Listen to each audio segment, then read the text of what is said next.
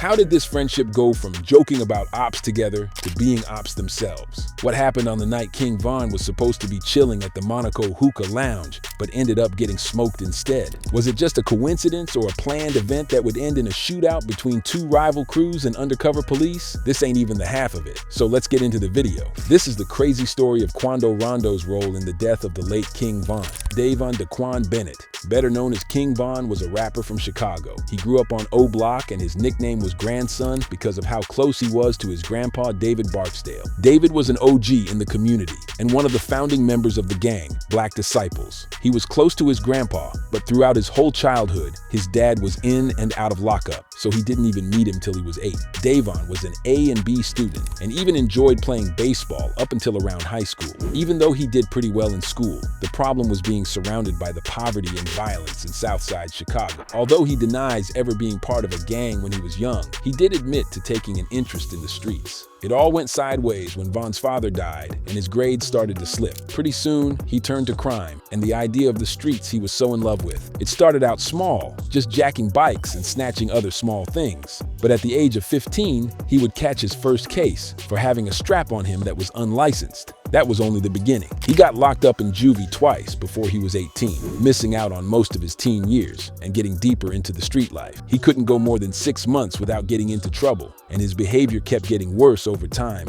until he crossed the line from petty crime to full-blown murder. On May 29, 2014, a man named Malcolm Stuckey was chilling on his porch with 2 people during a birthday party. 2 goons rolled up on him and started letting shots off. He tried to book it, but he got clipped in the head and died on the scene. The other 2 got wounded but luckily survived. At first, only one person was arrested for the shooting, but after the police looked into it, they set their sights on Von. He caught a case and was facing 100 years in prison for smoking Malcolm, and the other 2 attempted murder. He spent about 3.5 years in jail because of the case. Meanwhile, people he knew growing up were blowing up on the rap scene like Lil Durk and G Herbo. He wasn't sure if he'd ever be free again, but he took that as inspiration and started freestyling and beatboxing in jail to pass the time. He took his stage name off his grandfather's nickname, King David. His name was actually given by his cellmates who knew his gramps, because they said the way he handled himself in the streets reminded them of him. In 2017, King Von went to trial, and it only lasted 5 days. Michael Wade, who was the shooter they caught first, worked with the cops to get his sentence reduced. He was given 20 years. Von didn't cooperate with the cops, and all his charges were dropped during the trial. 4 years after being locked up, he was released. As soon as he was out, he started cooking up his first songs based on his life and books he liked. Late 2018, he linked up with Lil Durk, who was heating up to become a superstar. Lil Durk gave him the cosign from the jump and even uploaded some of Von's earliest tracks on his own channel to give him some traction.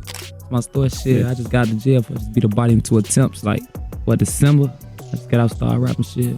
After just a few releases, he started building a fan base. Between 2010 and 2015, drill music hit its peak in popularity and was going downhill fast. King Von was one of the people who helped get it back into the mainstream with the way he could tell a story over a drill beat with almost no effort. Early tracks like Problems got him some motion, and he rode the wave all the way to the last day of 2018 with his single Crazy Story. He told a story about a robbery turning into a shootout, and from then he really blew up. His homie, Lil Durk, wasted no time on a part 2 and released it with him. That's when Von moved to ATL, and in 2018 he dropped his first official mixtape, Grandson. Fame started knocking down his door, but fame and money almost always comes with beef. Every other week, Von would be in a back and forth with another rapper. Quando Rondo came up around the same time as Von and Durk. He wasn't a headliner or a huge artist. He's gotten some traction in recent years, but back then, he mainly had one claim to fame, being the reason Von got killed, but we'll get into it. At the start, Rondo and Von seemed cool. There's even a video of the 2 of them before a show in Atlanta cracking jokes about Von's ops together. They seemed chill on their own, but someone else in the mix would mess up that relationship, NBA Youngboy. He was connected to both of them, since Quando being the first artist signed to his label. Youngboy and Quando would even jump their own security together. And when Youngboy had beef with Kodak, Quando went on IG Live to burn his merch. NBA Youngboy wasn't new to beefs and doesn't hesitate to get active in person either. Quando was the same type and even got into it with one of Kodak's artists, Tutu Geese. According to Tutu, Quando got slapped. People were throwing chairs. It was chaos. Nobody got hurt, but the beef is still on to this day. That's the type of beef these guys are about, and another name was slowly making its way onto Youngboy's list behind the scenes. A young rapper out of Chicago named King Von. In one IG story, Von was seen vibing to a Youngboy song. Afterwards, though, he went on IG Live to say Youngboy was capping in his raps. What? You talking crazy on this man. Oh, yeah? He ain't even like that. Oh! On his ass now. On his All that ass. cap. You got cap in your raps. Go straight, boss. Don't hit the white lady. His fanboys got tight and were quick to hop in the comments, spamming for him to apologize to Youngboy, or something is gonna happen to him in 48 hours. Fast forward a couple months later to December 2019, Lil Reese, a rapper who was super close to Von, came out and said he would never do a song with Youngboy after his fans kept asking for a collab. The lines were drawn real quick between O-Block and Youngboy's crew, 4KT. One day, their beef went deeper than the music and started leaking into their personal relationships. Pictures popped up with Von holding hands with Youngboy's ex-girl and baby mama, Jania. Youngboy decided to go band for band and posted a pic with Von's ex-girl, Asian Doll. People from their camps weren't helping either since they'd be gassing them up during the beef. 600 Breeze from Chicago was hyping up Von, saying stuff like, "I love what you're going," #RapperK, which allegedly stood for Rapper Killer. Fast forward a couple of months to December 2019, Lil Reese, who was super close to Von, comes out and says he would never do a song with Youngboy after fans were asking him for a collab.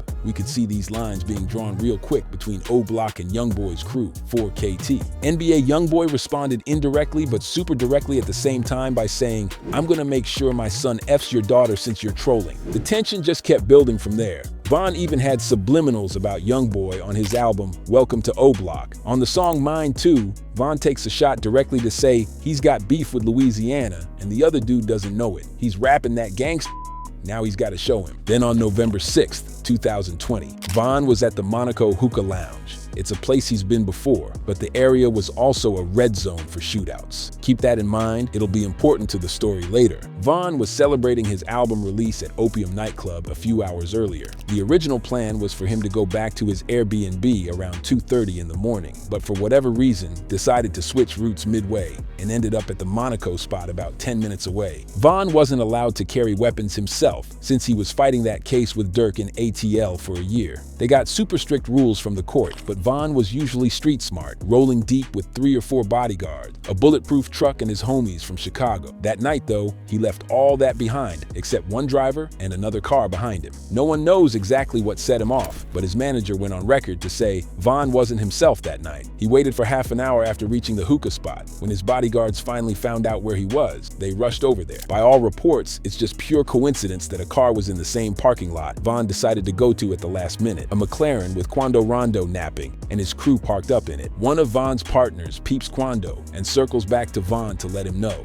This is where security catches up with it. His bodyguards finally get to the parking lot, but Von and his crew hop out the whips, leaving the security behind, and without a word starts throwing hands at Quando. Von wasn't armed, but Quando and his crew were. In a crazy twist, because it's such a hot spot for shootings, undercover cops were actually on the scene when they started letting shots off, and it became a shootout between all 3 groups. The whole thing got messy real quick. It was even caught on camera at multiple angles. We can see the moment Von gets hit in the thigh. After he gets hit, he goes to Quando and starts holding on to him. The video looks like Quando was trying to help Von while Lil Tim was still gripping his weapon. The fight's still going on all over the parking lot, and tensions are mad high, so Quando dragged him into the street and waited for help. That's when Von's brother Slutty comes running with the strap. Lul Tim squeezes one off, and Slutty runs off in the other direction. Tim tried getting into his car, but gets hit, and that's when cops smoked Von's brother Slutty. Von is still breathing on the floor, and Quando starts yelling at Lil Tim to help him, and that's when Tim gets back into his car. Von was already on the ground bleeding. The black SUV pulls up and takes him to the hospital. On the night Von was smoked, there was almost a second shootout. After everything got messy in the parking lot, both crews ended up at the same hospital, which didn't help the tensions. Quando went straight to Instagram Live when he pulled up to the Grady Memorial Hospital. And while they were moving Von's body to the morgue 8 miles away from the hospital, Atlanta police were in the same hospital slapping charges charges on Lil Tim for the alleged murder of King Von. Now he's fighting the case as self-defense. While some people believe it, there are others who don't and thought it was cold-blooded murder. On top of all that, Lil Tim is facing another conspiracy case in Georgia after police raided a trap house in Savannah where they found 15 pounds of kush, 16 bands in cash and guns. He pleaded guilty in August 2024 to drug charges and got charged for it. Almost as soon as the world heard Von got popped, there were rumors that NBA YoungBoy had something to do with it. Immediately, a bunch of his affiliates hopped on IG Live laughing and taunting Von,